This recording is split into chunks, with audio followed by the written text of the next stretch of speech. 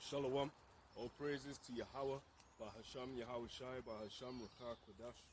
Double honor unto the elders and apostles of Great Millstone, who rule well and labor in this word and doctrine. Shalom labachea, peace unto the elect. Now we're going to do this Revelation 14, Lord willing. We'll just start the first verse. It says, "And I looked, and lo, a lamb stood on the Mount Zion." To Zion meaning a monument. And I looked, and lo, a lamb stood on the Mount Zion, and with him 144,000, having his father's name written in their foreheads. Now if you want to know who are they? Are they Edomites, and Shedemites? So we'll see. Revelation chapter 7, verse 4. "And I heard the number of them which were sealed, and there were sealed 144,000 of all the tribes of the children of Israel." So there you are. And why, for Wakitaki Christendom, why would that be relevant? Why would there be a certain select group of Israelites? That seems a bit racist. That seems a bit ethno-nationalistic. What's that about? I thought we're all one, neither Jew nor Greek. Like I always say, that doesn't mention Hamites or Edomites. Doesn't mention any of that. So what happened there? What happened there? Is it a misprint? Or is it? What is it? Revelation 14 and 1. "And I looked, and lo, a lamb stood on the Mount Zion, and with him 144,000, having his father's name written in their foreheads." Now that doesn't mean, see, they've been marked, when it says write the name on the forehead, what does that, is that literal? So no, so the chip is Christianity, brother. Sorry, the mark of the beast, they'll say it's not Christianity, it's not a doctrine, it's not philosophy, it's not an Islamic headband, it's the chip, right? It's all fish and no chips. But can they keep up when their chips are down? And the answer would be no.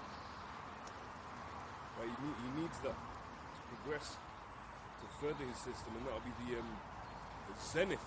Alright, look that word up. That'll be the zenith of his kingdom. Now let me just find in the book of Yahawah. Right, this is Job, or Yahawah, chapter 20 and verse 22. "In the fullness of his sufficiency he shall be in straits, every hand of the wicked shall come upon him. When he is about to fill his belly, power shall cast the fury of his wrath upon him, and shall rain it upon him while he is eating. Now he will seek to chip every single person in the world, but will the elect, will that 144,000, for example, that's not the whole of the elect. You have 1/3 of the land of Babylon the Great, then you have the Israelites in the land of their captivity. So it's not the fullness. But for an example, right, por exemple, would that mean that every single person in the world, every Israelite will get a chip? No, but a hell of a lot of you will. I pray I don't. So you can always, like it says, a man's heart can devise many counsels, but the Lord should direct his steps. There shouldn't be in your spirit to want to take it. You should be pensive when it comes to this. Right? Many people go, I'll never do this, and that, and they slip up, F up.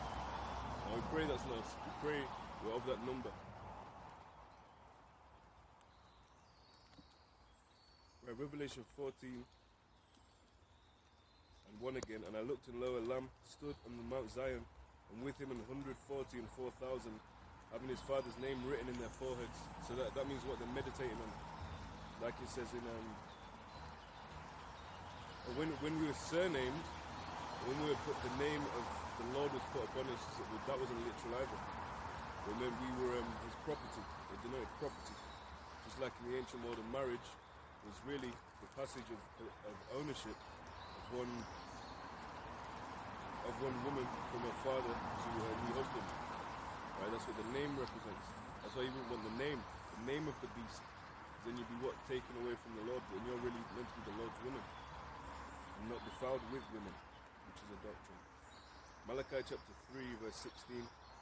"Then they that feared Yahawah, bahasham, Yahawashi, spake often one to another, and Yahawah hearkened and heard it, and a book of remembrance was written before him for them that feared Yahawah and that thought upon his name." So they are meditating on it. It was written in their head. Right, and that's happening now. The elect are getting sealed. Right, 14 and 2. And I heard a voice from heaven as the voice of many waters, and as the voice of a great thunder. And I heard the voice of harpers harping with their harps. And Yahawashi himself spake with the voice of many waters. And this is Revelation 1 and 15. And his feet like unto fine brass, to Caesar Borgia, yod done out. It said as if they burned in a furnace, so it's very what? Oh no, it means it's glowing. It means lighter, brighter, and damn near whiter than you are. But it doesn't, man. Right, it's very the simplicity that is in Mashiach. And his feet like unto fine brass, as if they burned in a furnace. And his voice is the sound of many waters, so he spoke with authority. He didn't come creeping up. And like when you watch the well, there's many different publications and ideas of how Hamashiach behaved, how he walked, how he spoke. And none of them line up to the scripture. Right, you won't have a Hollywood production showing you the dark-skinned man, Yahawashi, booming and commanding with his voice. You see a little, well, that goes into the blasphemy of the Holy Spirit. Like painting the angels, the heavens, even going into making the heavens seem like they're little blue aliens, little green aliens in the chariots of the Lord. Right, Revelation 14 and 3. And they sung as it were a new song before the throne, and before the four beasts and the elders. And no man could learn that song for the 144,000 which were redeemed from the earth. And again, we pray that is, we can hear this song. The song represents the truth. And let's find out, I think it's Matthew 11. And I have my cousin's husband, Benjamin, right, and he's or was, I don't know, I'm about to find out, Lord willing, he's deeply affected, theologically, spiritually affected by these quote-unquote Christian houses of worship. He's got that real Edomitic Christian spirit on him. He called me today and he said, I've been doing some research and a lot of what you've said is truth. Right, concerning, well, I've spoken to him about baptism, right, the water baptism, and not Yehuda's doctrine, that is necessary for salvation. It's the true baptism, to cleanse through the word, John 15 and 3, that he may sanctify and cleanse it by thy word, Ephesians 5 and 26, wherewithal shall a young man cleanse his way by taking heed thereto, according to thy word, Yahawah, bahasham, Yahawashi, Psalm 119 and 9. So that's the true baptism. I've also spoken to him about his nationality, about how the salvation is to the elect of our nation. And a lot of camps can't get that. Right, Israel united in Christ. Yeah, your people will be delivered, but as many as are found written in the book, which means what the elect, the selected elect. Anyway, this is Matthew 11 and 16. I'll start at 15 because it's talking about the thing before, but it always works. Right? Matthew 11 and 15. He that hath ears to hear, let him hear. Now it might be talking about the parable before. You might read it as talking about a different parable. What does it mean? It means that everyone's ears are not set up in the same way. So certain people are going to hear the song and learn the song. Like he said in Revelation 14 and 3. And they sung as it were a new song before the throne, and before the four beasts and the elders, and no man could learn that song for the 144,000 which were redeemed from the earth. Yeah, so many people might hear it, but they won't all hear it. You understand? Like Jake will get that. I know you hear me, brother, but you ain't hearing me. Right? So many people they might listen in, but they won't hear it, learn it and accept it, and then go out and teach it. Need that whole role, and then go and speak unto the children of Israel. Okay? Matthew 11 and 15. He that hath ears to hear, let him hear. He said, but whereunto shall I liken this generation? It is like unto children sitting in the markets and calling unto their fellows. And what does that represent? The children in the markets. We'll read on. He's saying, we have piped unto you, and ye have not danced. We have mourned unto you, and ye have not Salafia. He's saying, we have piped unto you, and ye have not danced. We have mourned unto you, and ye have not lamented. Alright, so when you're being piped unto, that's a song. You have a piper. For example, the story of the Pied Piper. That's not in the scripture, of course, but a pipe. Right, so it's a musical instrument. So the musical instrument represents what? The song. Right? Not every man can learn that song. It says 14:3 again, and they sung as it were a new song before the throne and before the four beasts and the elders, and no man could learn that song but the 144,000 which were redeemed from the earth, being bought back. Why? Because we were sold into captivity, primarily to this flesh first. That's why we'll all be changed. We shall all be changed. We shall not all sleep, but we shall all be changed. As it reads in 1 Corinthians 15. Let's pull it. 1 Corinthians 15 and 51.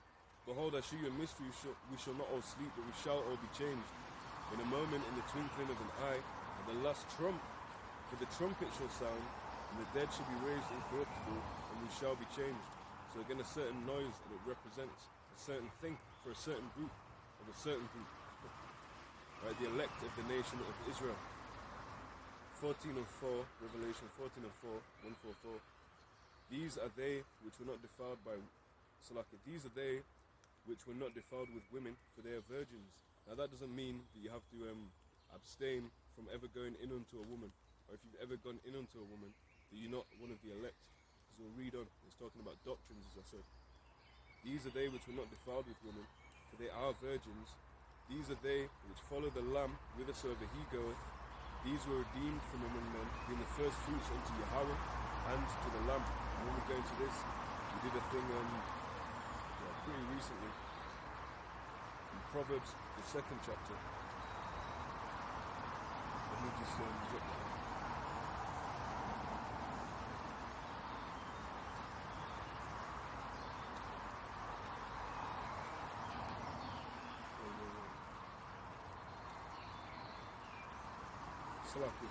So Proverbs 2.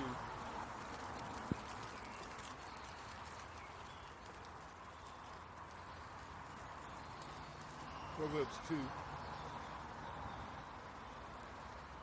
and 2. So that thou incline thine ear unto wisdom, and apply thine heart to understanding. Yea, if thou criest after knowledge, and liftest up thy voice for understanding, if thou seekest her as treasure, and searchest for her as for hid treasures, then shalt thou understand the fear of Yahawah, and find the knowledge of power. And the knowledge of quote-unquote God, the word itself just means the power. Right? There are many gods for demons out there. Right? Not all of them are true. Right? For example, if you read the Quran and worship the God of the Quran, it's not the God of the Bible. So be what? A false God. And the God of the nations. According to Psalm 96 and 5, the gods of the nations are idols. The Yahawah, bahasham, Yahawashi made the heavens. Like it says in Psalm 33 and 6, by the word of Yahawah were the heavens made. And that goes for the earth and everything. Right, so we read that if thou seekest her, so this knowledge is likened unto a woman. Right, that's wisdom is likened unto a woman, a wife. And so all the fake and false doctrines. Proverbs 7 and Arabic numerals, man. Proverbs 7, 4 and 5, saying to wisdom, thou art my sister, and call understanding thy kinswoman, that they may keep thee from the strange woman, from the stranger which flattereth with her words. Right, so the strange woman here would be referring to a doctrine. As it says, the woman, the strange woman that make this, basically, if a wisdom is a woman that's keeping you from the strange woman, right? The strange woman represents that other ideology. So wisdom, it keeps you from that. You know, well, I'm not meant to worship idols, so you're not going to go into that. You think, well, I'm not allowed to mar my the corners of my beard, so I'm not going to be a Roman Catholic and bring out a razor and start doing that. Right? So wisdom will keep you from a strange woman. Right? Proverbs chapter 8 and verse 11. For wisdom is better than rubies, and all the things that may be desired and not to be compared to it. So you can't compare it to it. Even what's the highest doctrine right now is probably secularism. Okay, atheism is probably the highest. You can probably get the furthest in this world if you're an atheist, if you denounce the idea of a power. And that would be a foolish move. But even that, it's not worthy to be compared to. Alright, so you can think, oh well, I'm going to be an atheistic this and that to try and preserve your life in this world, or seek to save your life, but you'll actually just lose it with great shame and everlasting contempt for that one. Right, Psalm 14:1, the fool hath said in his heart, there is no power, or quote unquote, there is no God, just to read it verbatim. They are corrupt, they have done abominable works, there is none that doeth good. Yahawah looked down from heaven upon the children of men to see if there were any that did understand and seek power. They are all gone aside, they are all together become filthy, there is none that doeth good, no, not one. And he talks about that in Romans as well.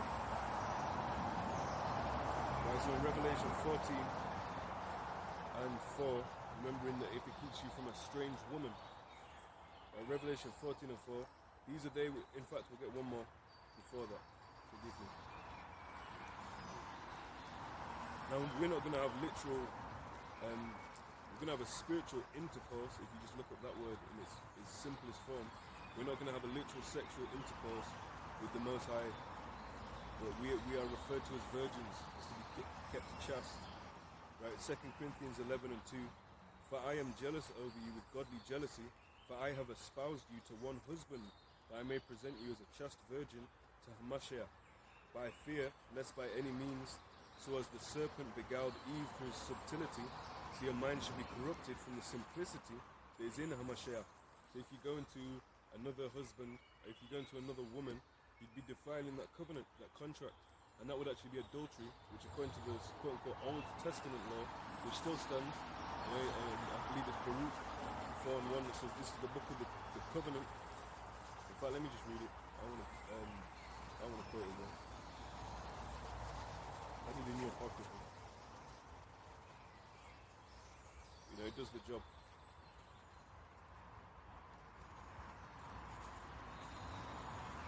I need to let's see what we can do here. Well, we've read Salaki, forgive me, brothers.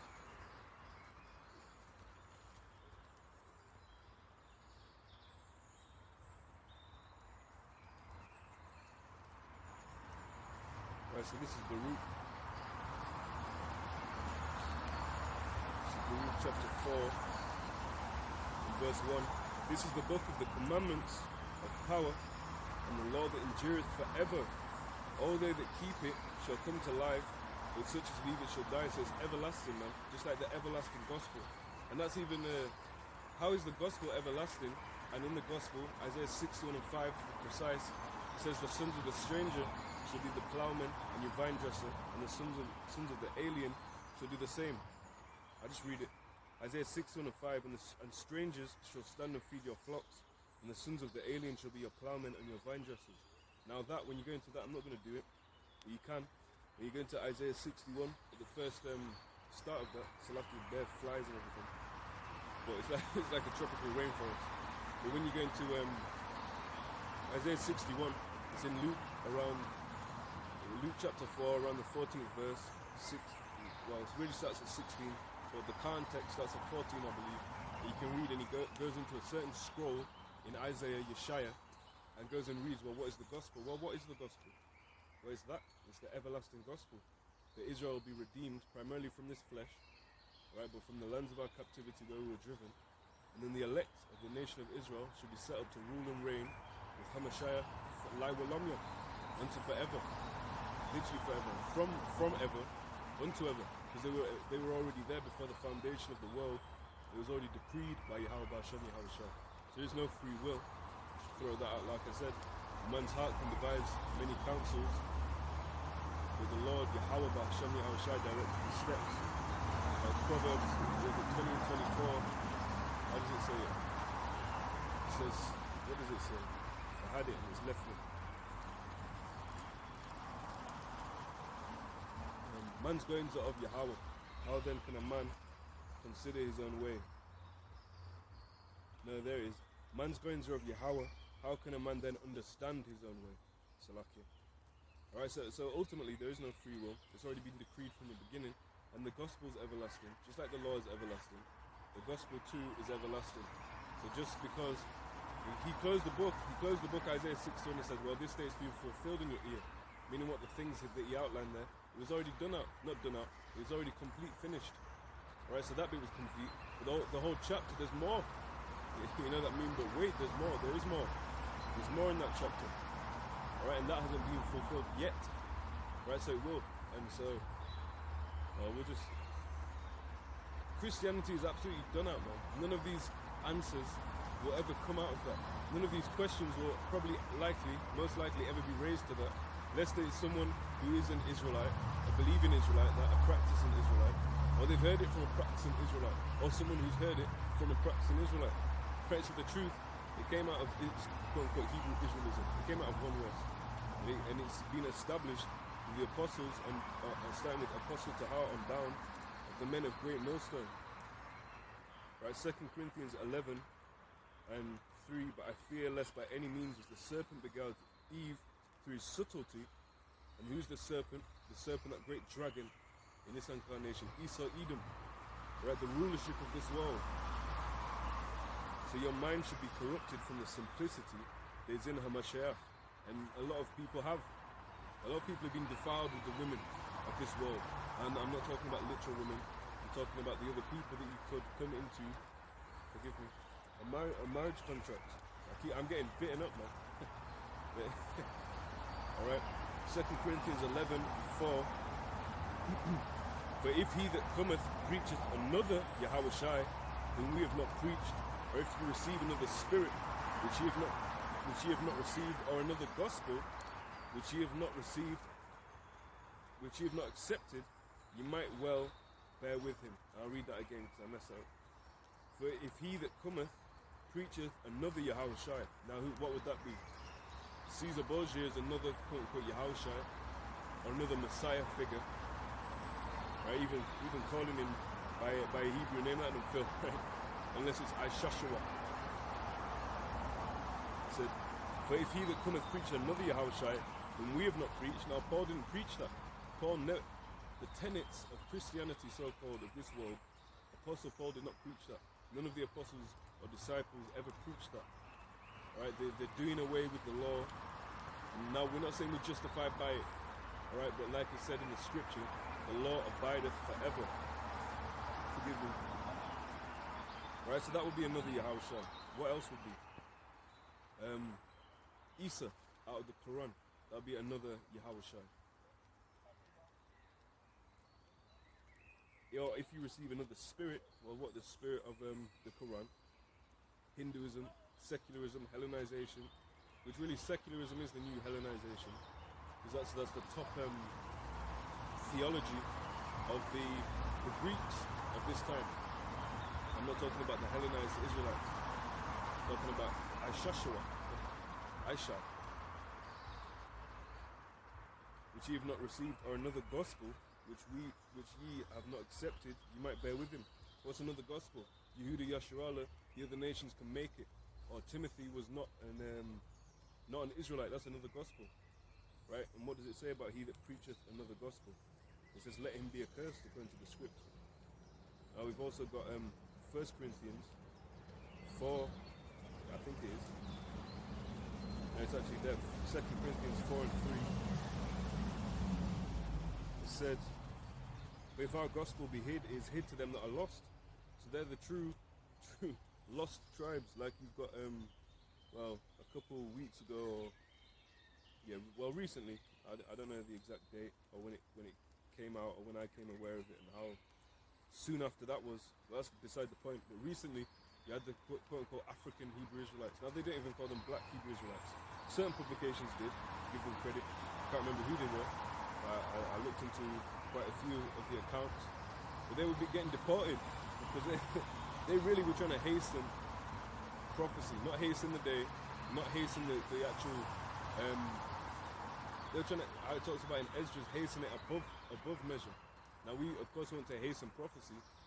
They were trying to abrogate. Forgive me. They were trying to abrogate and go in some other way. They don't even believe in the way, the truth, and the life. A lot of them, at least, right? That Ben Ami. That's that whole congregation. And they're vegan. Well, how can you be a vegan when you need to eat a literal physical lamb for Pesach? Right, and Yahawashi is our Pesach. So you're not covered in any sense. Right, now if you want to be a vegan, up until the days that we're required to eat meat, that's fine. But to say that you indulge and endorse and promote a full, quote-unquote, vegan diet the whole year round on Pesach, you're going the hell off. Right, and if you don't even believe in Yahawashi, well, right, what's your sacrifice? What is your covering? A kufi. That's what it is. Right, Second Corinthians chapter 4 and verse 3, but if our gospel be hid, is hid to them that are lost. They're saying that the other nations can make it, saying that Islam can be coupled with it, saying that Timothy's literal Edomite, or no, Japhite in your case apparently. Right, that's a completely different gospel. That was never preached. Right, verse 4, in whom the God of this world, alright, so be with there's another God, even though you don't believe in Paul's writings, but there's another God. Right, in whom the God of this world hath blinded the minds of them which believe not, lest the light of the glorious gospel of the Mashiach, who is the image of power, should shine unto them. But that also reminds me of what we were just reading in Matthew 11.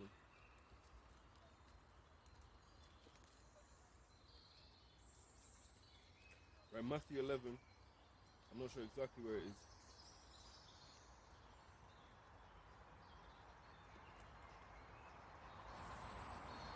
Right, so like in Matthew 11 and 4, Yahawashi answered and said unto them, go and shew John again those things which you do hear and see, the blind receive their sight. And now there's a spiritual blindness that's gone into our people, a spiritual death.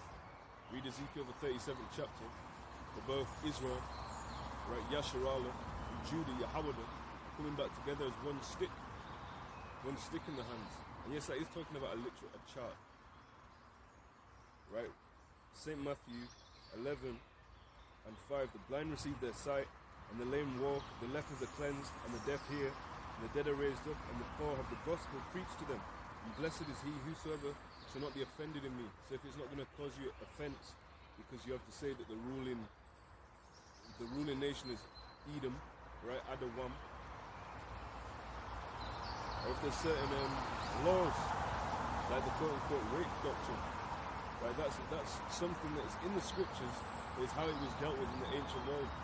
Now there's really no way you can explain that when you go into the Hebrew. When you even go into the Greek, right, it's called like Bayaz Imadzo or something like that. So if you claim belief in these scriptures, that shouldn't offend you, man. Right, and like it says, woe be unto me if I preach not the gospel, and the correct gospel at that. Anyway, we'll hit back in Revelation 14.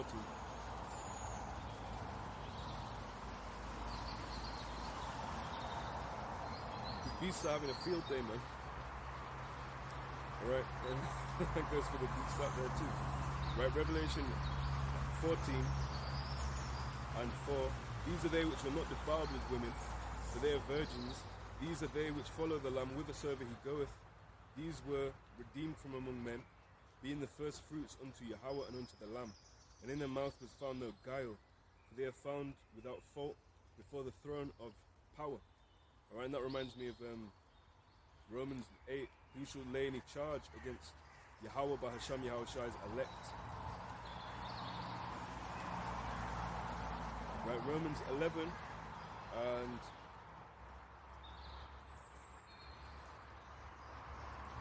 not Romans 11, Romans 8 and 33. Who shall lay anything to the charge of power's elect? It's power that justifieth. So it's all through the Spirit. It's all through, if there's a member of the elect, there's nothing they can do to throw their election off. Nothing any outside external force can do to throw it off. And if you're set up to, if you're that piece of clay made to be destroyed and dashed in a furnace, there's nothing you can do to throw that off and become elect all of a sudden. Alright, it's all foreordained before the foundation of the world. Right, Romans 8 and 33. In fact, Romans 8, and we'll start at 29. For whom he did foreknow, he also did predestinate to be conformed to the image of his Son, that he might be the firstborn among many brethren. Moreover, whom he did predestinate, them he also called, and whom he called, them he also justified, and whom he justified, them he also glorified. What shall we say then to these things? If power before us, who can be against us? He that spared not his own son, but delivered him up for us all, talking about all the Israelites, right? But it's only going to profit the elect on this side. Forgive me. Right, Romans 8:32. He that spared not his own son, but delivered him up for us all, how shall he not with him also freely give us all things? That doesn't mean all the other nations get all things, because it says all. But sometimes you have to discern. Like I say, man, Christians love what's the context when it comes to anything about Israelitic salvation. There's no mention of Israel or the context, even when it says you might say ye men of Israel, right? Then in the verse before or after, but that's completely irrelevant to them. Right, so what is the context? Us all is all the Israelites. Like I said, the blood, it's only going to profit the elect on this side. Romans 8:32. He that spared not his own son, but delivered him up for us all, how shall he not with him also freely give us all things? Who shall lay anything to the charge of powers elect? Is power that justifieth. Who is he that condemneth? Who is he that condemneth? Is Hamashiach that died, yea rather that is risen again, who is even at the right hand of power, who also maketh intercession for us. And you have to believe that that's really taking place in the heavens. Alright, it said, who shall separate us from the love of Hamashiach? Shall tribulation, or distress, or persecution, or famine, or nakedness, or peril, or sword? As it is written, for thy sake we are killed all the day long. We are counted as sheep for the slaughter. Nay, in all these things we are more than conquerors through him that loved us. For I am persuaded that neither death, nor life, nor angels, nor principalities, nor powers, nor things present, nor things to come, like the chip, nor height, nor depth, nor any other creature shall be able to separate us from the love of power of Yahawah, which is in Hamashiach, Yahawashi, our Lord. Right, nothing. And that's talking about the elect. Nothing's going to separate them. So try that you may try. It'll only be a witness against thyself. No one's really out today, man. A couple joggers. That's it. Especially Jake. As soon as he sees them, it's a rainy day. He's staying in. Right, Revelation 14. But we still have to come up.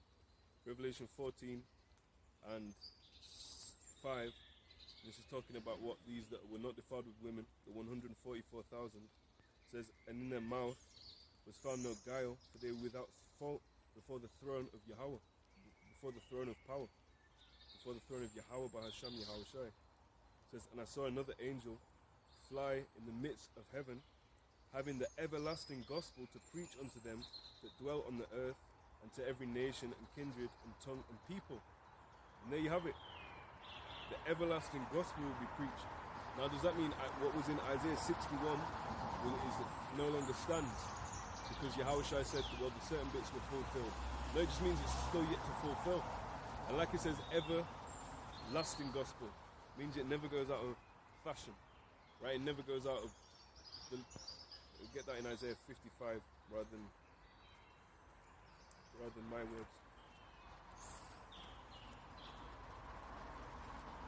Isaiah 55 and 8. For my thoughts are not your thoughts, neither are your ways my ways, saith Yahawah. For as the heavens are higher than the earth, so are my ways higher than your ways, and my thoughts than your thoughts. For as the rain cometh down, and the snow from heaven, and returneth not thither, but watereth the earth, and maketh it bring forth and bud, they may give seed to the sower, and bread to the eater, so shall my word be that goeth forth out of my mouth. It shall not return unto me void, but it shall accomplish that which I please, and it shall prosper in the thing whereunto I sent it. So if it's prospered, so if it's sent, so if it was sent, because it said it'll prosper in the thing wherewith the Lord sent it. So if it was sent, that Esau, Edom has to go into slavery like we did, and that's going to happen. If it's set up that the elect will be redeemed, right, and saved, then that's going to happen. If it's set up that a lot of our people have to perish, right, it's going to happen. And we'll read that one more time. Isaiah 55, 10 and 11. First the rain cometh down, which is just started again. First the rain cometh down, and the snow from heaven, and returneth not thither. Now it doesn't go straight back up. Now you can go, oh, well no, the Bible is scientifically inaccurate, because when the earth was born, we're not talking about the rain doesn't come down and then start going straight back up like that. It doesn't just start ascending in raindrops. Right? That doesn't happen. Yeah, you always have, you're gonna have one jet that's just difficult. Right? Well, technically, the snow, it melts, it comes, the water owns, it's called the cloud cycle. You don't know anything, man. Right? It says, so far as the rain cometh down, and the snow from heaven, and returneth not thither, but watereth the earth, and maketh it bring forth and bud, they may give seed to the sower and bread to the eater. And that's what you see all around here, is primarily because, well, obviously, it's because the rain has had to come, and it's from a seed, like you see that massive tree right there. That's older than me. Alright, it's probably older than, I don't know, your parents, your grandparents maybe, and that's all from the Lord, right? From a tree, really a tree has an amazing lifespan. Certain trees, it will just last for years upon years upon years upon years. How much more so the Ancient of Days, right? And everything in the Suklam was made by Yahawashi. All the elements, the seed, and the quote-unquote DNA, the deoxyribonucleic acid, all of that, it came from the Lord. All the elements that were ever upon the earth came of the Lord. Alright, and it came down and it watered the earth. Just like this truth is watering, right? Everlasting, living water, the everlasting gospel. Right, first the rain cometh down and the snow from heaven, and returneth not thither, but watereth the earth, and maketh it bring forth and bud. And just like this word, if we're the seed of Jacob, right? So we have to be watered with the correct water, right? The fountain of living water, and then it'll bring forth and bud, and that's when it becomes some tenfold, some 20-fold. That it may give seed to the sower and bread to the eater. So shall my word that goeth forth out of my mouth, it shall not return unto me void, but it shall accomplish that which I please, and it shall prosper in the thing whereunto I sent it. And he sent it to water the elect. And we'll just get a precept. St. John chapter 7.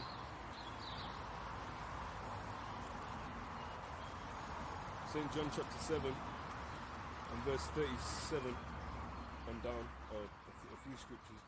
In the last day, that great day of the feast, what feast is that, you Christians? In the last day, in the great day of the feast, Yahawashi stood and cried, saying, if any man thirst, let him come unto me and drink. He that believeth on me, as the scripture hath said, out of his belly shall flow rivers of living water. But this spake he of the Spirit, which they that believe on him should receive, for the Holy Spirit was not yet given, because that Yahawashi was not yet glorified. Right, so we'll see. Just like will the Benjamite cousin be able to receive that? Will he be able to learn the song? Well, we'll see. It's ultimately, again, it's according to the Lord's purpose. I had a scripture, but it's gone out of my head. Right, so we'll just continue. Right, Revelation 14 and 6, and I saw another angel fly in the midst of heaven, having the everlasting gospel to preach unto them that dwell on the earth, and to every nation and kindred and tongue and people. And again, we do preach it among all seeming. Alright, you seem to be an Elamite, well, you could be a Jake. You seem to be this, you could be this. Right, so it's not like it says, let both grow together, and then at that time, right, then shall the sickle come, and you'll find out, well, who was the wheat, who was the tares. One shall go in one place, one shall go in the other, and that's perfect. That's according to the Lord's purpose.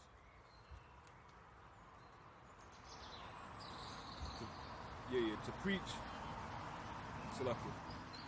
Revelation 14 and 6, and I saw another angel fly in the midst of heaven, having the everlasting gospel to preach unto them that dwell on the earth, and to every nation and kindred and tongue and people. saying with a loud voice, fear power, and give glory to him, for the hour of his judgment is come, and worship him that made heaven and earth and the sea and the fountains of waters. And another thing is the gospel. It will have to be among all nations, because Jake is among all nations. Right? That's a basic Deuteronomy 28. I'll tell you that.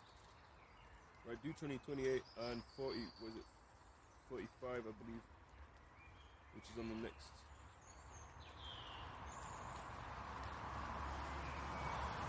Let me just, I think 58 is what it's for. No, wait, hold on.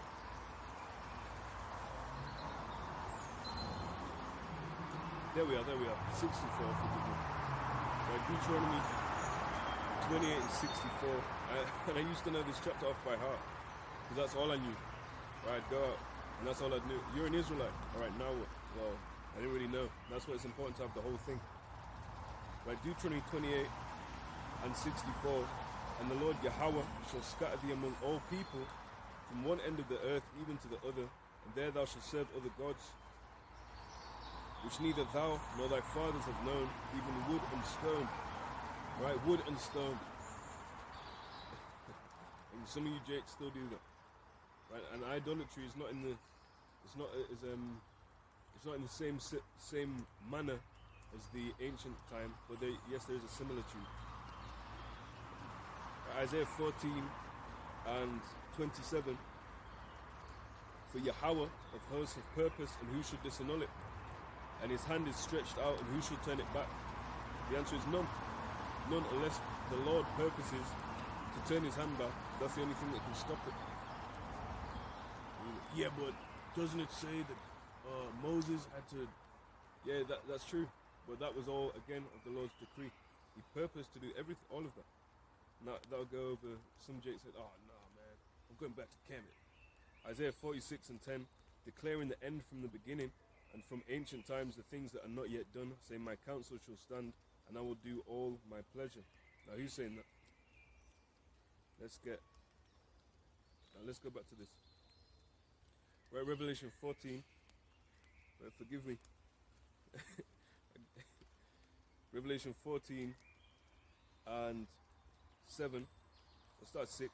And I saw another angel fly in the midst of heaven, having the everlasting gospel to preach unto them that dwell on the earth, and to every nation, kindred, and tongue, and people. That was it. Alright, remembered.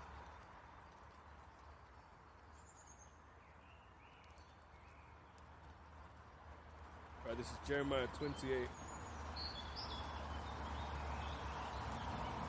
Jeremiah 28 and verse 8. The prophets that have been before me and before thee of old have... Salaki. Jeremiah 28 and 8. The prophets that have been before me and before thee of old prophesied both against many countries and against great kingdoms, of war and of evil and of pestilence. No, literally no one's going through. Right, cool. So yeah, it always had to go into the nations, but that didn't mean just because he was prophesying about, for example, Babylon falling. Does that mean because he preached or prophesied in the midst of the Babylonians, does that mean that all Babylonians can get eternal salvation and everlasting rulership upon this earth? And in fact, and the top Christian scholars,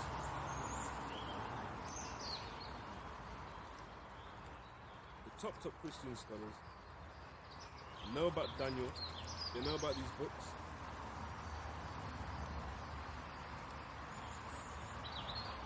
When I say Christian, you know what I mean. Right, Daniel chapter 7.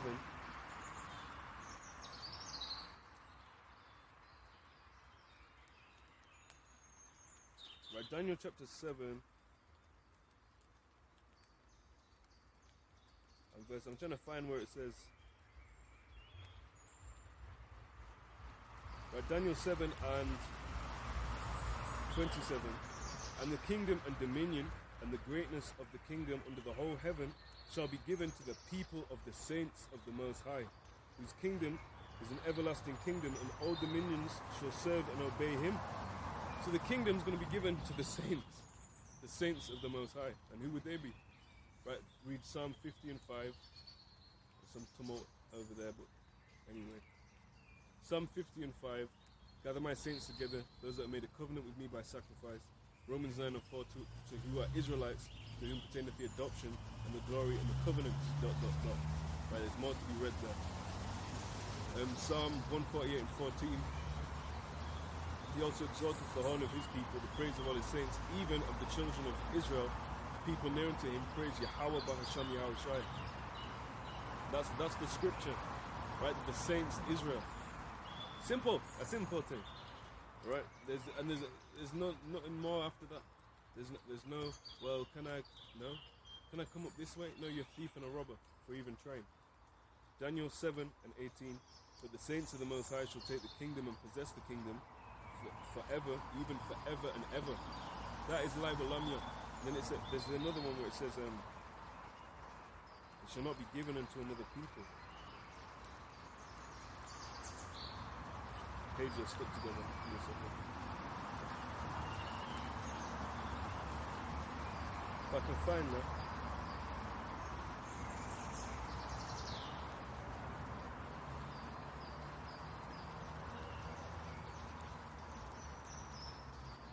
I'm not sure where that is. But it says, there's somewhere in the scripture where it says, the kingdom it will not be given to another people. But then in that case, who will it be given to? The saints. Nothing more after that. Right, Revelation 14. Alright, 6 again. And I saw another angel fly in the midst of heaven, having the everlasting gospel to preach unto them that dwell on the earth, and to every nation and kindred and tongue and people, saying with a loud voice, fear power, and give glory to him, for the hour of his judgment is come, and worship him that made heaven and earth and the sea and the fountains of waters.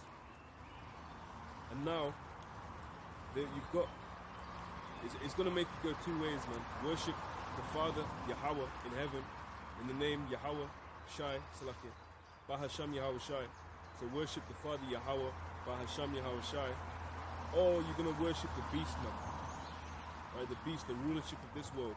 It's either going to make you go one of two ways, alright? Revelation 14 and 8. And there followed another angel saying, Babylon is fallen, that great city, because she made all the nations drink of the wine of the wrath of her fornication. Going into what? Her homosexuality, her democracy, her gentilic Christianity, right? Edomitic supremacy. All of these things are certain dirty doctrines. This is Revelation 17, 1 and 2. And there came one of the 7 angels which had the 7 vials, and talked to me, saying unto me, Come hither, I will shew unto thee the judgment of the great hall that sitteth upon many waters. And that's the divided states of Babylon, so-called the United States of America. Really, it's Babylon, right? And it's that great city. That's what's going to go out by fire, by laser beams, all right, chariots. And a great deliverance shall be upon that for the elect. But again, a great judgment for those that are not meant. Right, Revelation 18, verse 1 and 2. And after these things, I saw another angel come down from heaven, Hashamayam, having great power, and the earth was lighted with his glory. And he cried mightily with a strong voice, saying, Babylon the great is fallen, and is become the habitation of devils, and the hold of every foul spirit, and a cage of every unclean and hateful bird. I believe it's Isaiah 13, where you can read a mirroring of that towards the end. It says, For all nations have drunk of the wine of the wrath of her fornication, and the kings of the earth have committed fornication with her, and the merchants of the earth are waxed rich through the abundance of their delicacies. Alright, so many nations make P of America.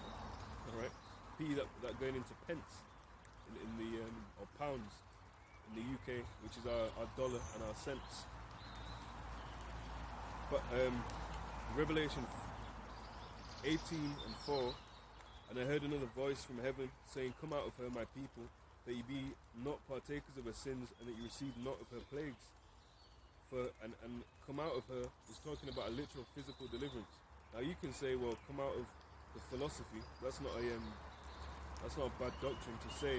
Just to say it, generally separate Kodash, be holy, right, from away from that doctrine.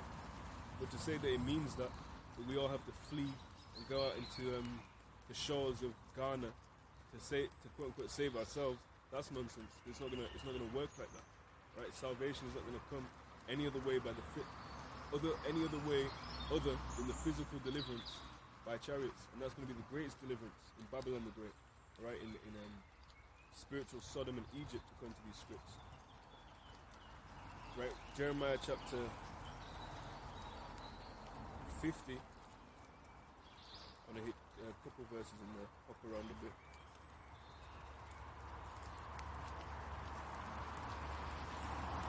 Jeremiah 50 and 3. No, 50 and 4, forgive me. In those days and in that time, saith Yahawah, the children of Yasharallah shall come, they and the children of Judah together, going and weeping, they shall go and seek Yahawah, their power. They shall ask the way to Zion, with their faces thitherward, saying, Come, and let us join ourselves to Yahawah in a perpetual covenant that shall not be forgotten. So what is that perpetual covenant? Read Jeremiah 31:31, Hebrews 8 and 8 on down in both those chapters, and you'll read about who it is. And like Paul said, the covenants are for Israelites, right? So we say, if you claim to be following the scripture, you should be able to understand the covenants are for Israel. That's why every time I begin to bring that up, I just go, well, it's done, it's finished. Right, Jeremiah 50 and 33. Thus saith Yahawah of hosts, the children of Yasharallah and the children of Yahawah were oppressed together, and all that took them captives held them fast, they refused to let them go. And that's not talking about Saudi Arabia. What the hell? Salaki, there's just loads of ducks that just started walking across the road. Anyway, Salaki, that's not talking about Saudi Arabia. And you brothers will probably say, you don't even know where the tribes are today. Alright, when we're given clear indicators, Jeremiah 49, just for an example of one, of who the tribes would be, where they'd be, and how the hell is Saudi Arabia spiritual Sodom? Explain that one. And you'll have to say, oh well, because they hide it behind closed doors. So what about that scripture that says they declare their sin as Sodom, they hide it not? And I remember when we did when I was on into debates, we did a debate, and you had to actually say, well, there are a lot. Well, the Arabians are a lot. I just had to start again, the storage thing. But they're a lot more subtle than the Japhites. Right, so what you're saying is the Japhites are more proud, more open, more boastful than who you say is Edom. Now Edom's known for being a proud man that transgresseth by wine. So how is where they have the legislation and the philosophy behind it, how on earth is that spiritual Sodom? Alright, where you can see who we say is that rulership there, we saw Edom, you can see where it is, what their agenda is, what they're pushing, and how it fits. Who we say Judah is there, who we say Israel is there, and they push that. So you have to make it fit, man. Right, Jeremiah 50 and 34, their Redeemer is strong, Yahawah of hosts is his name, he shall thoroughly plead their cause, that he may give rest to the land and disquiet the inhabitants of Babylon, and they will be. Right, so that's that deliverance. We'll read that again. Revelation 18 and 6. Now Revelation 18 and 4, and I heard another voice from heaven, saying, Come out of her, my people, that ye be not partakers of her sins, and that ye receive not of her plagues. Then Revelation 11 and 12, and they heard a great voice from heaven, saying unto them, Come up hither. And they ascended up to heaven in a cloud, and their enemies beheld them. Now you should know where I'm going.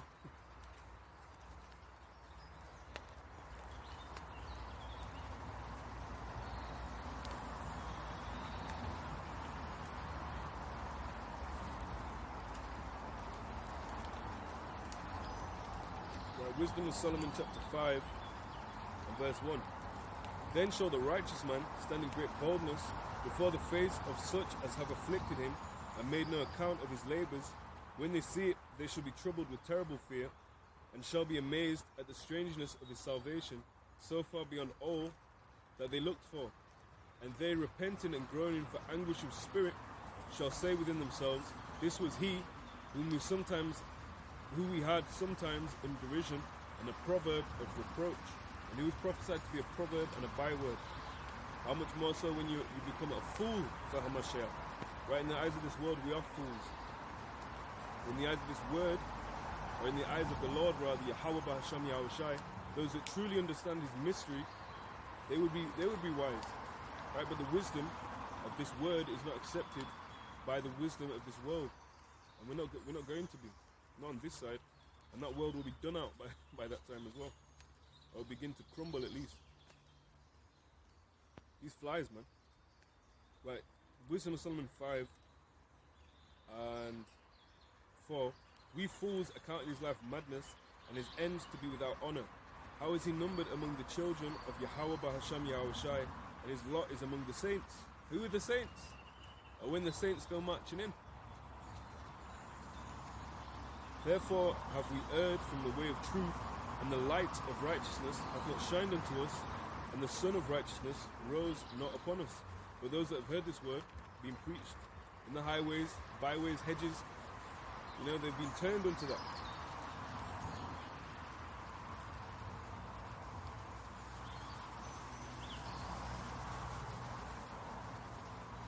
And let's find that. And there will be a Jacob's trouble. But that's not the main point I'm touching on in this, but it's going to come up. Right, you have some camps saying that there's not going to be a Jacob's trouble. It's all going to be, we're just going to walk into the kingdom with no trouble. It's fine. Don't worry about it. You keep building up in Babylon or wherever you dwell. It's all under the vibration, right, of Babylon, because they've all drunk of that wine. Right, this is Acts chapter 14 and 22. It said, confirming the souls of the disciples and exhorting them to continue in the faith, and that we must through much tribulation enter into the kingdom of Yahawah, bahasham, Yahawashi. If I'm not mistaken, that was Paul and Barnabas when they'd arrived in Syria, I think. Now if I'm off on that, correct me. I'll just go and scope it real quick. But why would it be any different in this time? Yeah, there you are.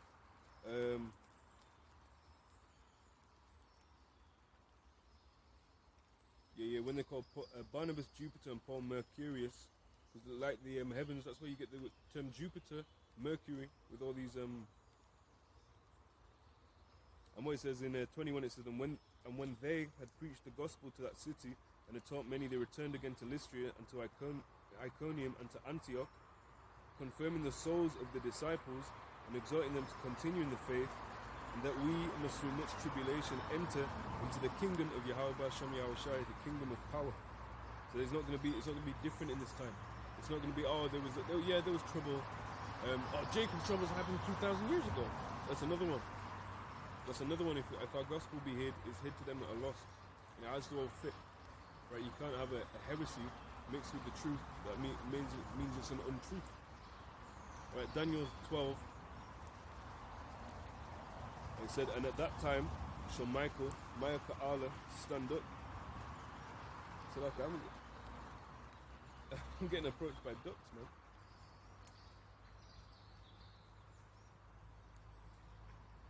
Anyway,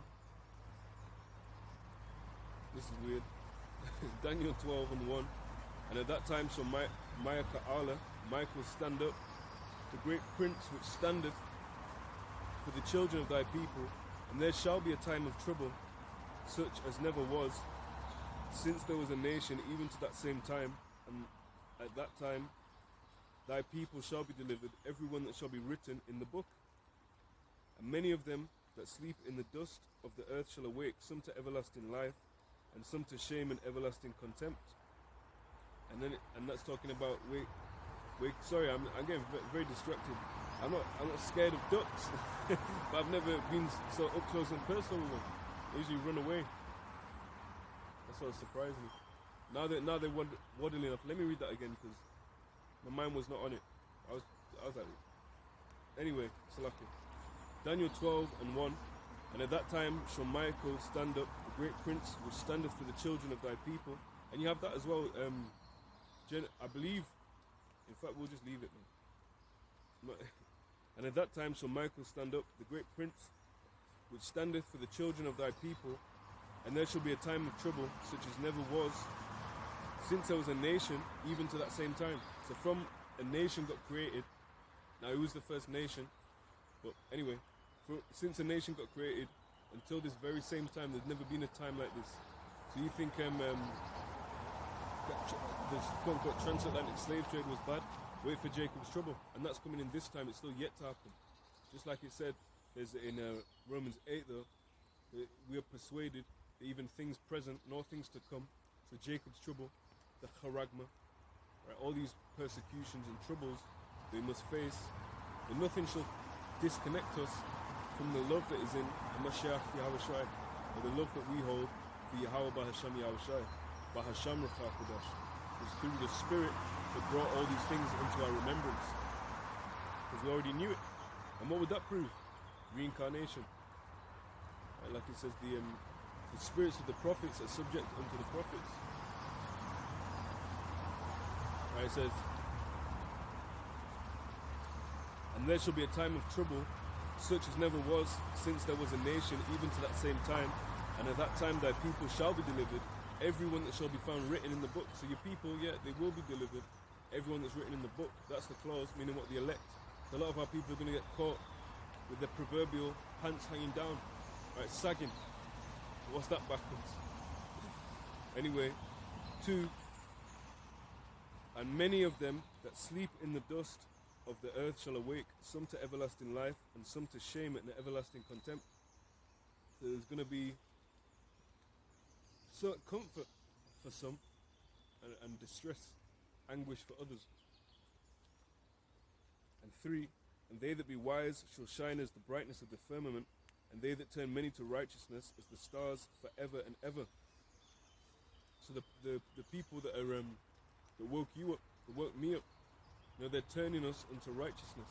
They're turning us into good works, that we may glorify, and people may see our good works and glorify Yahawah bahasham Yahawashi in heaven.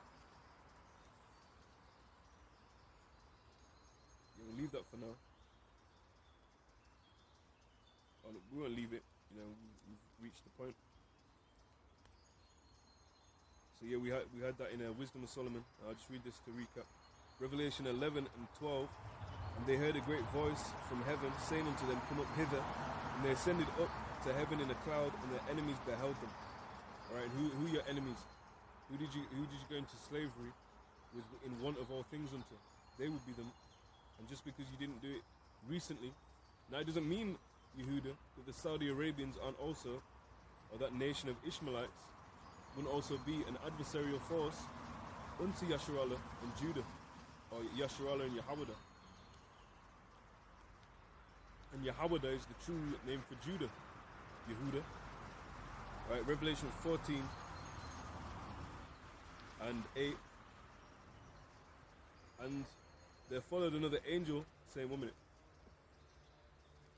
And there followed another angel saying, Babylon is fallen, that great city, because she made all nations drink of the wine of the wrath of her fornication. That great city, because she made all nations drink of the wine of the wrath of her fornication. You know, we read that in Revelation 17:18, and that led to what we got about the deliverance. You see, that's the Spirit. The wind just moved it onto those pages when I said that. But and that moved on to the literal, physical deliverance. Forgive me, my nose is itched up. Salaka. Right, Revelation 14 and 9. And the third angel followed them, saying with a loud voice, If any man worship the beast and his image, and receive his mark in his forehead or his hand, the same shall drink of the wine of the wrath of Yahawah, bahasham Yahawashi, the wine of the wrath of power, which is poured out without mixture into the cup of his indignation. He shall be tormented with fire and brimstone in the presence of the holy angels and in the presence of the Lamb. Alright, and like Elder Apostle Tahar said, worshipping the beast is one thing, but the icing on the cake is taking that little charagma, right, transistors, And they've recently had a chip shortage. But can they keep up when the chips are down? We'll find out next time on this world. We will find out. And it's beautiful because we've read these things, we've been taught these things, we've understood these things, we've believed in these things, and now we're seeing these things. Are beautiful. Yapa Rabbah. Revelation 14 and 10, the same shall drink of the wine of the wrath of power, which is poured out without mixture into the cup of his indignation, and he shall be tormented with fire and brimstone in the presence of the holy angels and in the presence of the Lamb. And the smoke of their torment ascendeth up for ever and ever, and they have no rest day nor night, who worship the beast and his image, and whosoever receiveth the mark of his name. Now that's a heavy judgment. Now it says here, on the fire and the brimstones, that's talking about chariots with laser beams, and it sounds crazy unto you. But there you are. Let me be crazy. Let me be a fool. And what did I say? And nuclear missiles, nukes, the wasted to destroy. That's in the scripture. It's Jeremiah chapter 54. I believe it's 54. We'll see.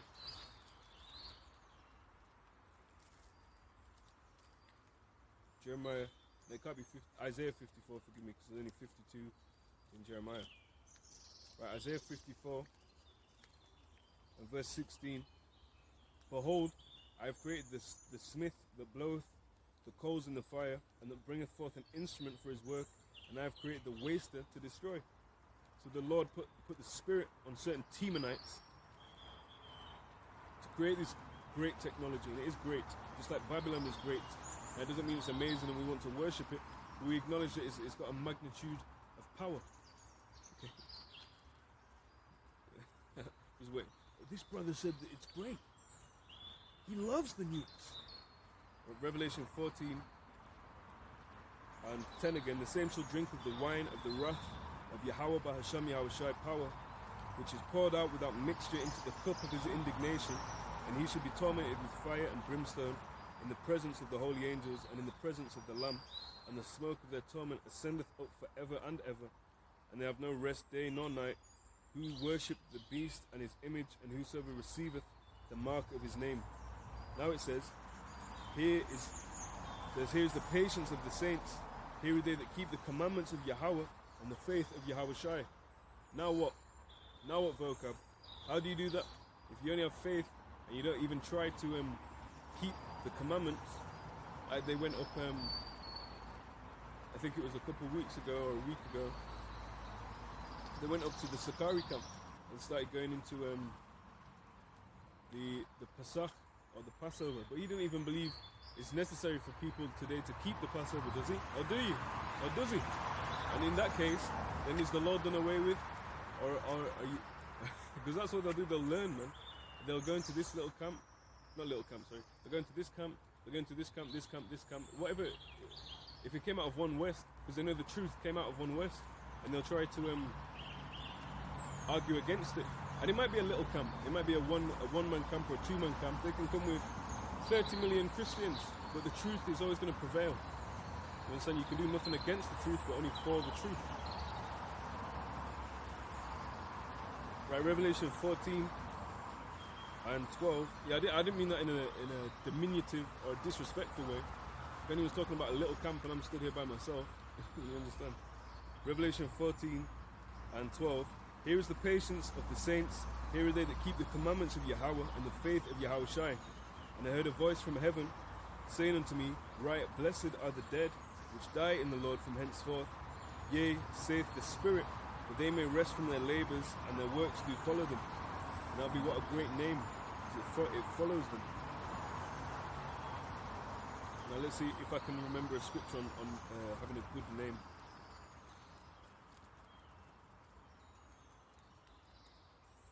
At a certain time with the trying to memorize it, you know, it's not bad to memorize it, but you know, storage space like your phone, it fills up. Certain times you have to delete something, not to delete it from the word, but to delete it from your recent memory in order to remember other things. And I was talking to Brother Yahawah quite recently, about how it's amazing how many scriptures there are and how many brothers are able to retain and remember. And if you don't remember it, this brother might remember it. And there's such a vast quantity of literature, darling, in this scripture that we've been able to remember it. That bears witness to the Spirit of the Lord. Because to be able to remember, it's a massive work. Now this is only a little book. Like it says, eat the little book. So it's only a mini Bible. But the amount of pages on here, it's got real small text or whatever. If you can even make that out. But yeah, we're there. Right, I can't, let me just look.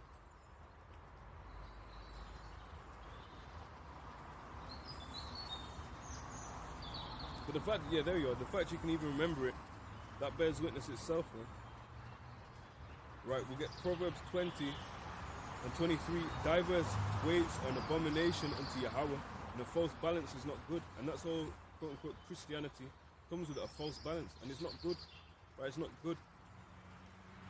It's in fact, it's a false balance, and it's therefore an abomination. But there would be those that drink of the cup. They were not meant to drink of the cup, although it was set up in the Spirit, of course, we know that. But does that mean that thou should go altogether unpunished? That would be unjust, and that would be, yeah, that would be out of order, man. Unjust. That would be iniquity. That would be imbalanced, unequal. But his ways are equal. All right, Yahawah, bahasham, Yahawashi's ways are equal. Revelation 14 and 12. Here's the patience of the saints. Here are they that keep the commandments of Yahawah and the faith of Yahawashi. And I heard a voice from heaven saying unto me, Right, blessed are the dead which die in the Lord from henceforth. Yea, saith the Spirit, that they may rest from their labours, and their works do follow them. And I looked, and behold, a white cloud, and upon the cloud one sat like unto the Son of Man, having on his head a gold crown, and in his hand a sharp sickle. And the cloud, I'll get that scripture. But certain times you'll see him on a horse, which represents power. Certain times it might talk about clouds, plural. It's all talking about that power, that great deliverance. As we read, ascended up into a cloud, like in Revelation 11 and 12. That's how the deliverance will come. And imagine getting beamed up into the same cloud as Yahawashi, and meeting the Lord in the air. How it talks about in 1 Corinthians. Well, let me get this first. Psalm 104 and 3. Who layeth the beams of his chambers in the waters, darling, to cross my T's and dot my I's. Who layeth the beams of his chambers in the waters, who maketh the clouds his chariot, who walketh upon the wings of the wind. And then, well, in fact, we've got this one. Revelation 1 and 7. Behold, he cometh with clouds, plural. Behold, he cometh with clouds, and every eye shall see him, and they also which pierced him, and all kindreds of the earth shall wail because of him. Even so, amen. Even so, like, let it be. So be it. Right, 1 Corinthians 15.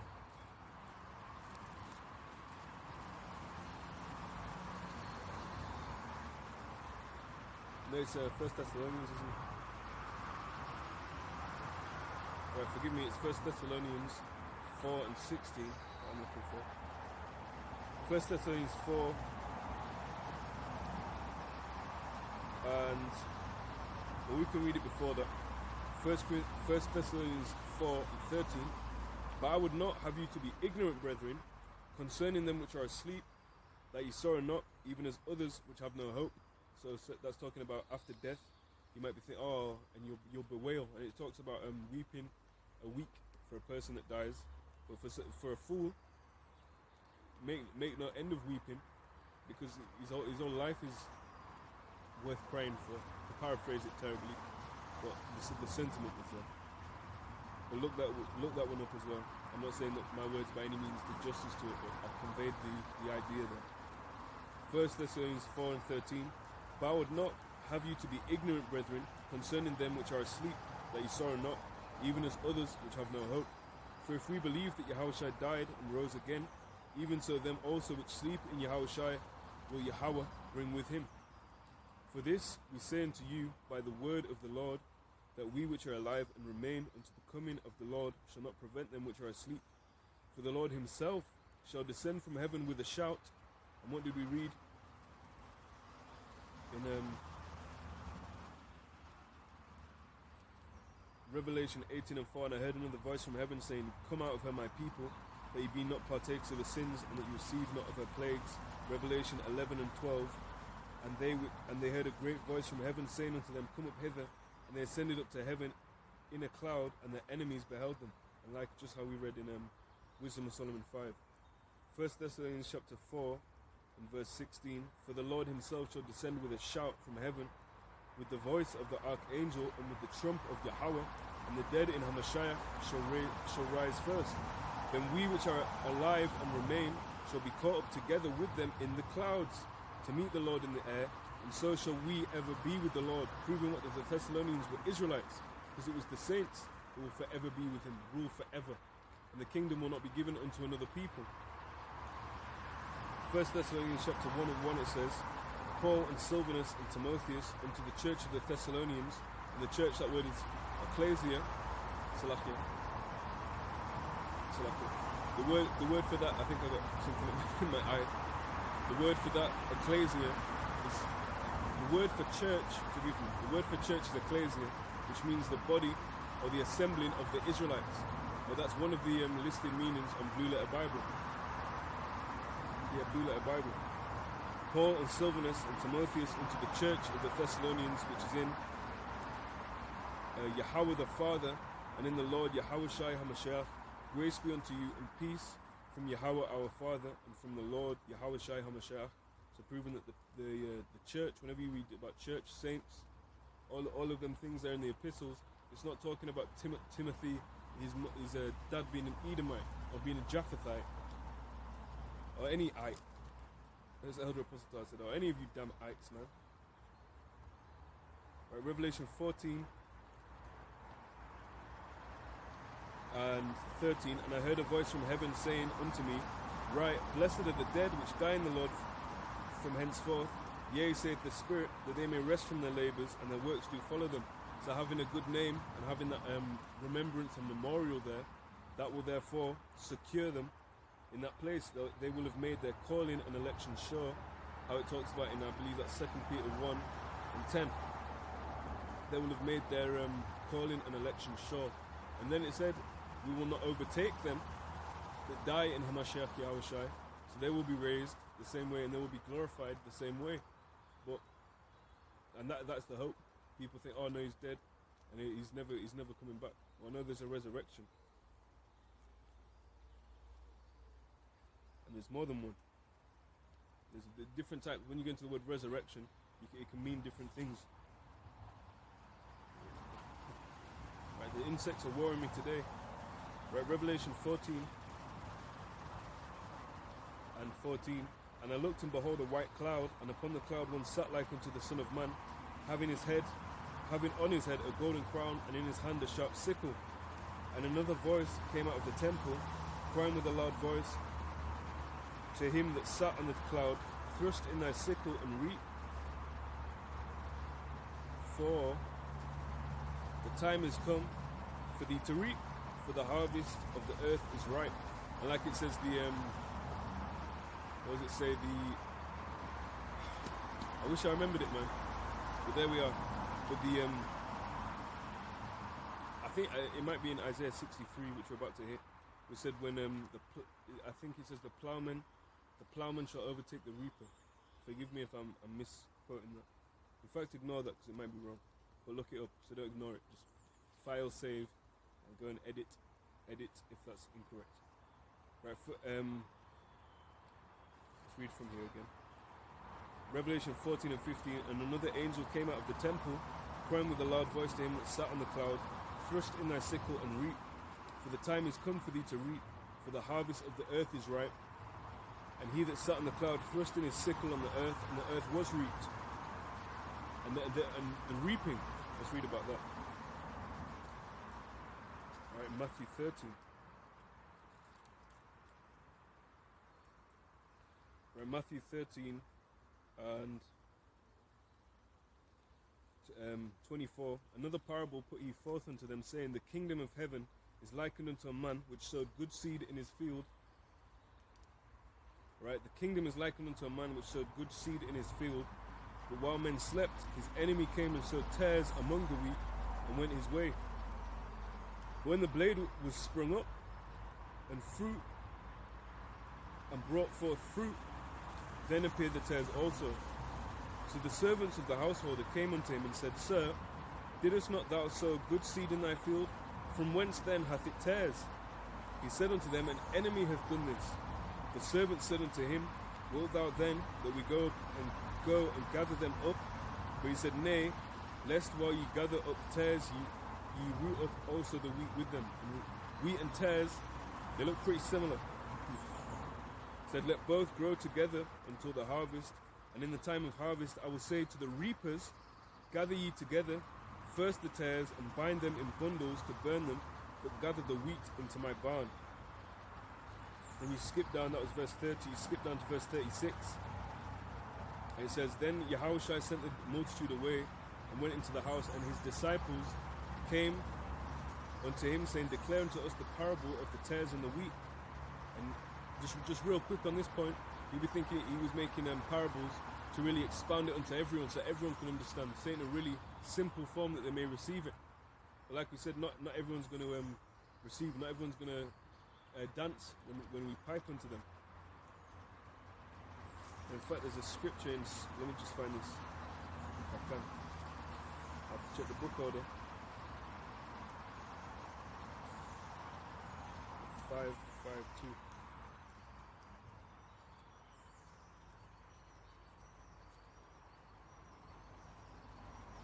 Right, so this is Song of Solomon, chapter 3 and verse 1.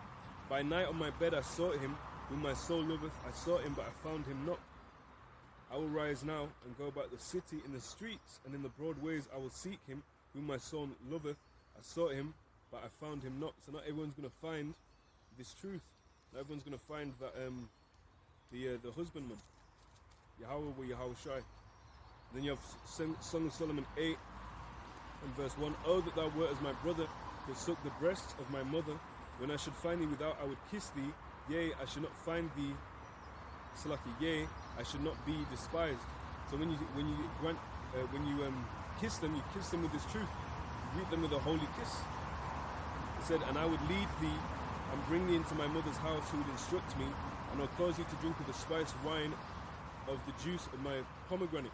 So we're not meant to hurt not the wine and the oil, going into the understanding. So that pomegranate, that fine spiced wine of the juice of the pomegranate, that will go into this truth. So you're meant to kiss them and greet them with this truth.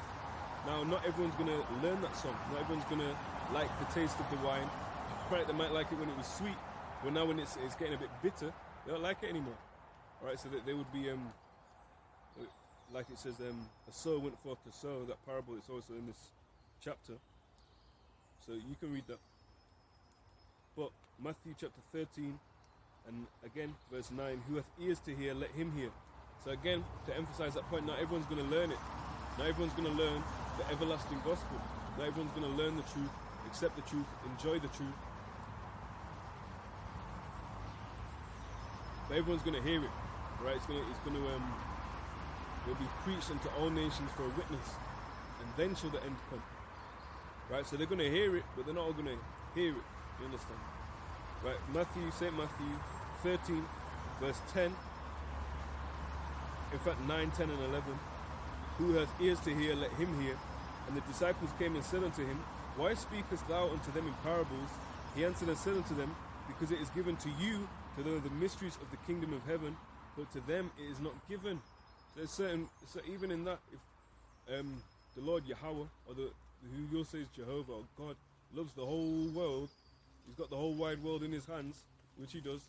You know, the earth is Psalm 24 and 1. It says, I can't remember what it says. Right, Psalm 24 and 1. The earth is Yahawah's and the fullness thereof, the world and they which dwell therein. They that dwell therein. So yes, he does have the whole world in his hands. But if him loving the world is about him loving every single person, Even every single Israelite, although he loves us in that sense, but not everyone is going to, he has a select group in it. He has a select group. And just because, what was I going to say, if God so loved the world is correct by the quote-unquote Christian interpretation of it, then how does that make sense? How do you explain the idea of why he speaks to them in parables? What did it say?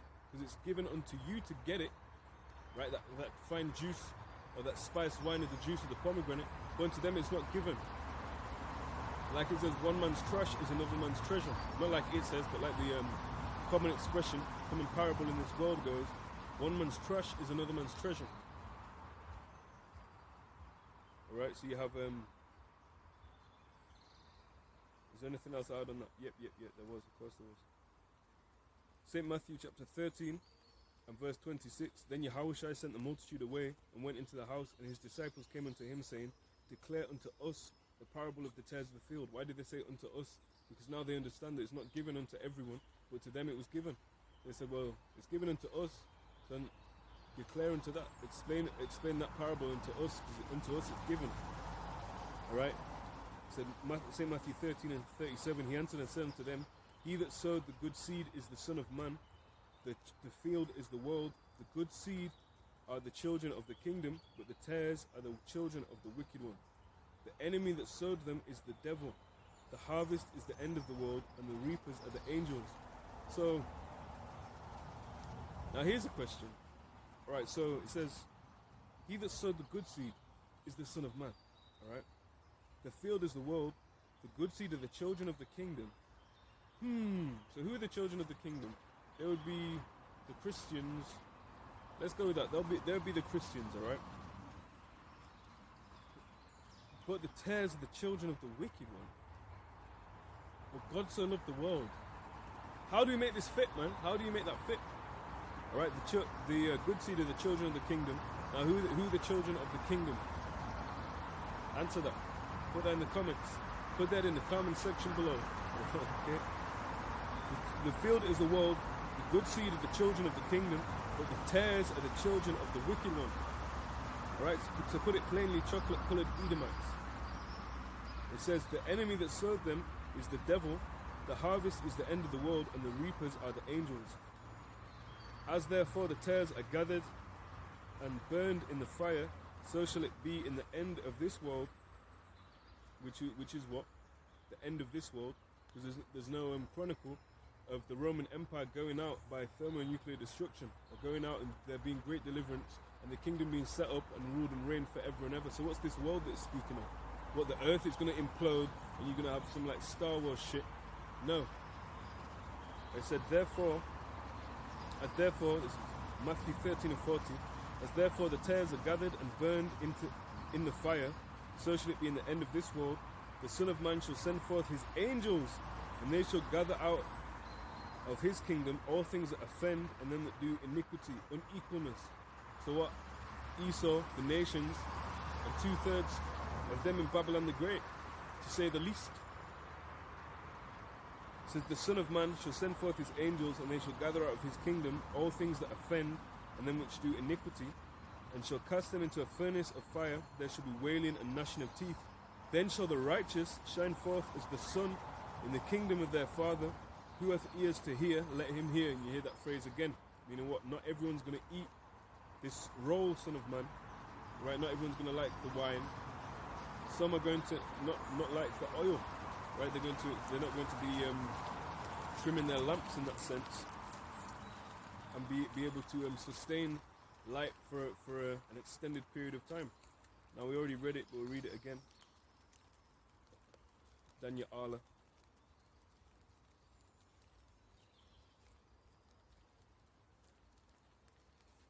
Nope. Right, hold on.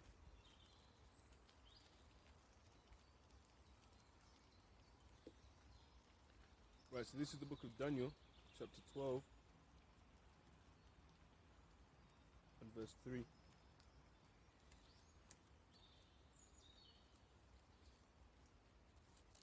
And it says, and they that be wise shall shine as the brightness of the firmament, and they that turn many to righteousness as the stars forever and ever. I'll read that again, Matthew 13 and 43. Then shall the righteous shine forth as the sun in the kingdom of their Father. Who hath ears to hear, let him hear.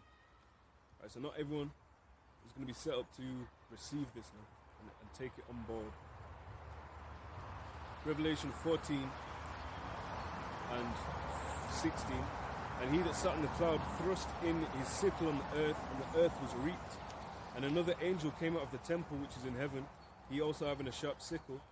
And another angel came out of the altar which had power over fire.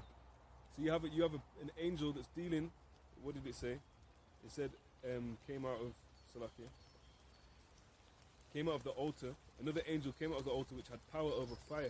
There's a certain one, like you have Elder Apostle Taha was breaking it down as the Elder Apostle Taha was breaking down the idea of saints. You have a saint person of this, you have a saint person of that, and they have sort of, everyone has their own facet, or everyone has their own niche market.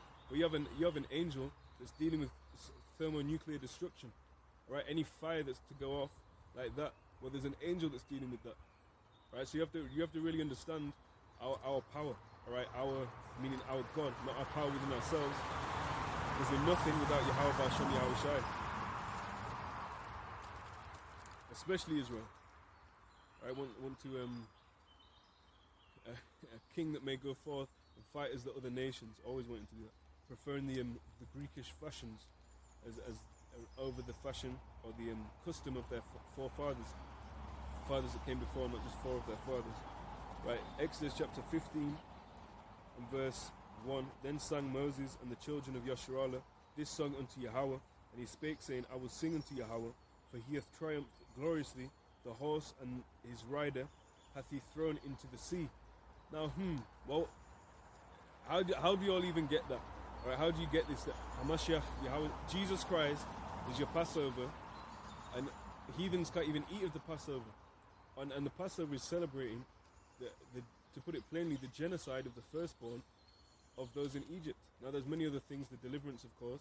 What was the primary thing that tipped Pharaoh's heart? Right, that was very hard. Just like some of you Israelites' forehead is hard. But our forehead is hard as well. Okay. Let's just get that. Ezekiel 3 and 8 real quick. So Ezekiel chapter 3 verse 8, 3 verse 7. But the house of Israel will not hearken unto thee, for they will not hearken unto me. For all the house of Israel are impudent and hard-hearted. Behold, I have made thy face strong against their faces, and thy forehead strong against their foreheads. As an adamant, harder than flint, have I made thy forehead. Fear them not, neither be dismayed at their looks, though they be a rebellious house. Moreover, he said unto me, Son of man, all my words that I shall speak unto thee, receive in thine heart and hear with thine ears. Right, and that's the same chapter, and it talks about that scroll, that whole roll, Son of man. Now, where exactly were we?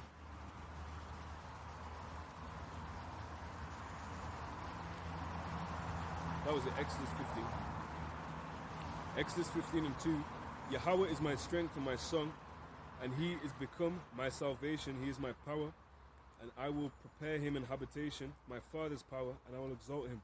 Yahawah is a man of war. Yahawah is his name.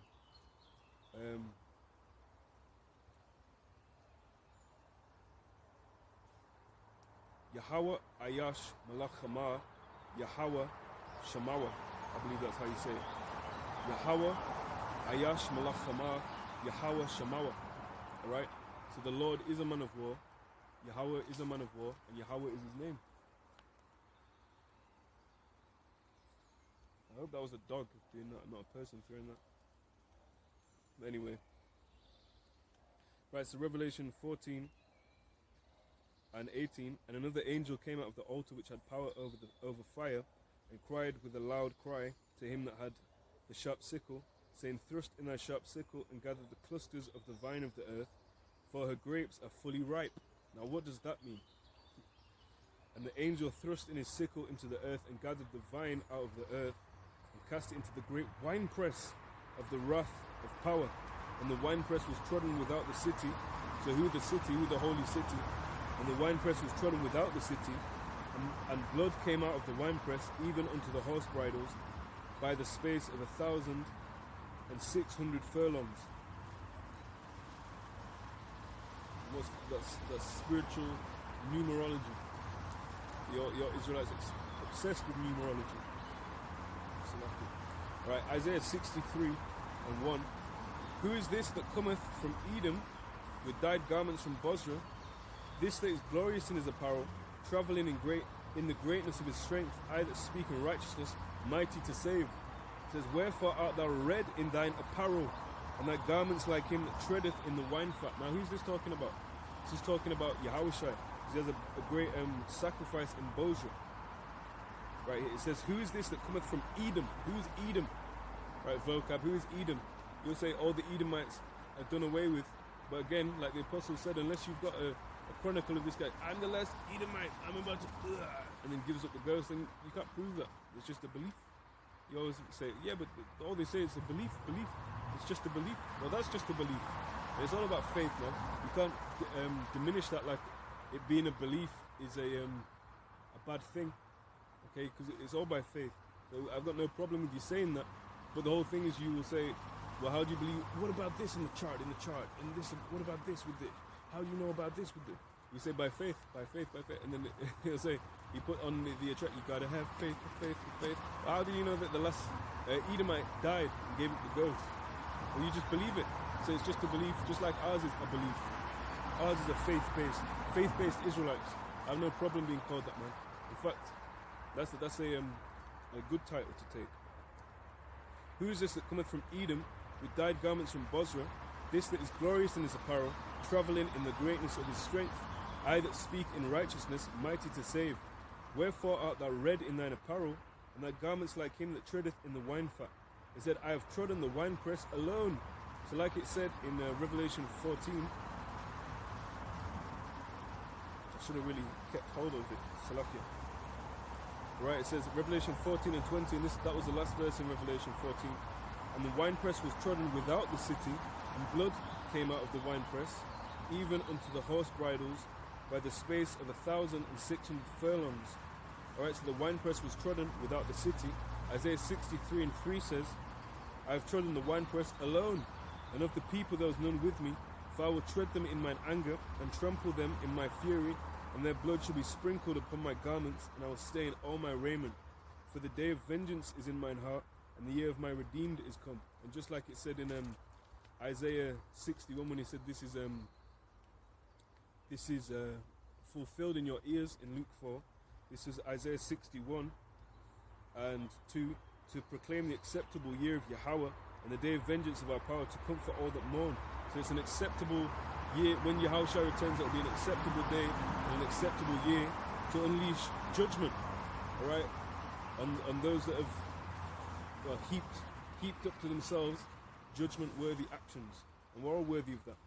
But through the sure mercies of David is what we pray for, that we're not cast away, that we're rather counted worthy of that deliverance. All right, Isaiah 63 and 4. For the day of vengeance is in mine heart, and the year of my redeemed is come. And I looked, and there was none to help, and I wondered that there was none to uphold. Therefore mine own arm brought salvation unto me, and my fury it upheld me. And I will tread down the people in mine anger, and make them drunk in my fury, and I will bring down their strength to the earth. And we'll get one precept on that. Yahawashi has to put down all dominion and rule and power. And that includes, and it's primarily, because he's the ruling class, like it says in here.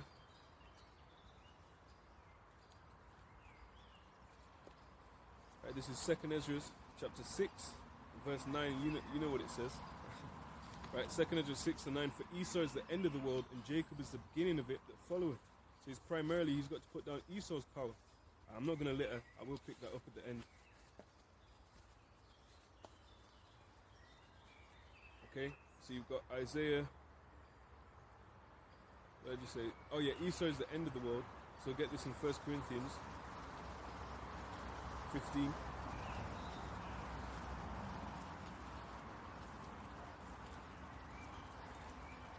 First Corinthians 15 and verse 24. Then cometh the end, when he shall have delivered up the kingdom to power, to Yahawah, even the Father, when he shall have put down all rule and all authority and power. So Esau's done out, the nations are done out, and the elect of the nation of Israel under the austere orders of Yahawashi will be the next governing and ruling body upon this earth, and that's something to give praise for. But first, there must be a time of trouble, right? We must get tested, tried, and go through that furnace as gold is tried in the furnace, acceptable men. Sorry, as gold is tried in the fire, acceptable men in the furnace of adversity. So that is that will be, Lord willing, our lot. And it's still look, he's making the hand signs. You have to move your hands real quick before the screenshot comes in, or the accusations come in. I'm playing, but you know, people will do that. But anyway, I pray that was edifying. Until the next one, Lord willing. All praises to Yahawah, bahasham, Yahawashi, bahasham, Rakha Kudash. Oh man, the brothers just come up as well. So shalom.